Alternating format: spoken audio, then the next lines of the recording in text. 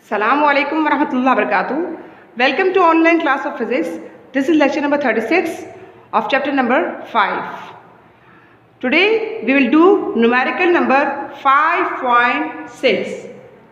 It says determine completely the resultant displacement vector in each of the following cases.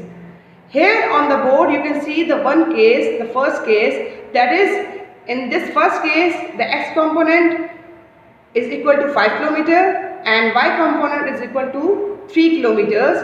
We have to find out the resultant displacement in this question.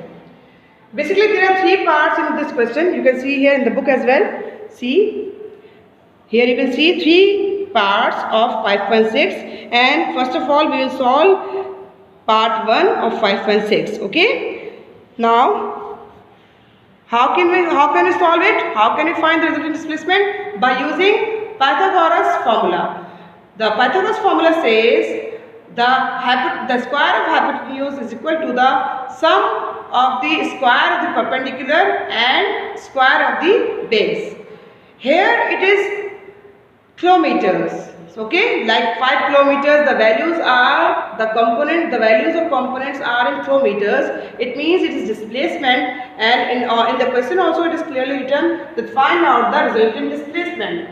So it means that we have to put the formula, that is, instead of hypotenuse square we will put d, okay, and instead of horizontal component we will put dx, okay. Here you can see on the board, and instead of vertical component, that is perpendicular, we will put dy. The same thing I have applied here. The hypotenuse is equal to d, the base is equal to dx square, and perpendicular is equal to dy square. The value of dx is 5, so we will take the square of 5. The value of dy is 3, so we will take the square of 3. Okay, so the square of 5 is equal to 25, the square of 3 is equal to 9. So it means d square is equal to 34.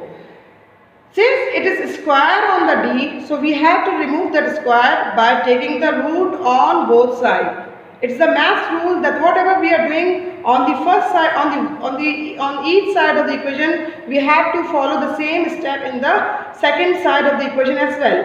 So we will take the square root of on d square, and we will take the square root of 34 as well. So the square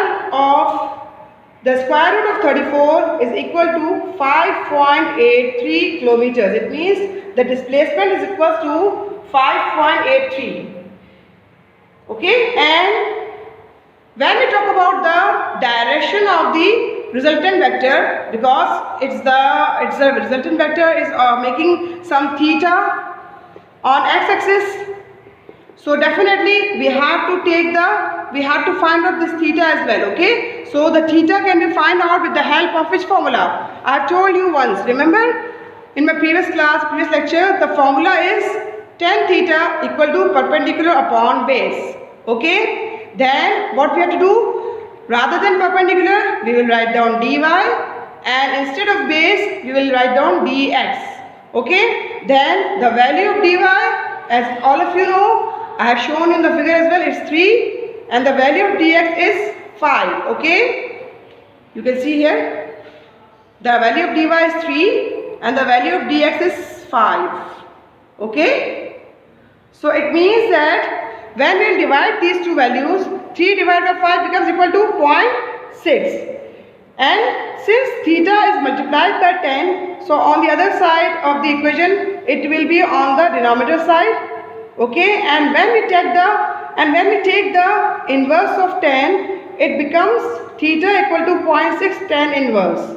And then when we will find out the value of 0.6 in the trigonometric book and in the values which are given in the log book, so we will get the value 31 degrees. Okay, so the resultant displacement is 5.83 kilometers lying at an angle of 31 degrees. Now this 31 degrees I must show you in the book as well, that what I am saying, that we can find out the value of tan inverse from the log book, and I must show you the log book, and this is there. See, Here you can see the logbook. The value is 0.6, okay? So you can see here 0.6 here. You can see 0.6 here. Just see here. Can you see it? Okay? 0.6. Why I am saying it is 0.6? Because all these values are in point. See.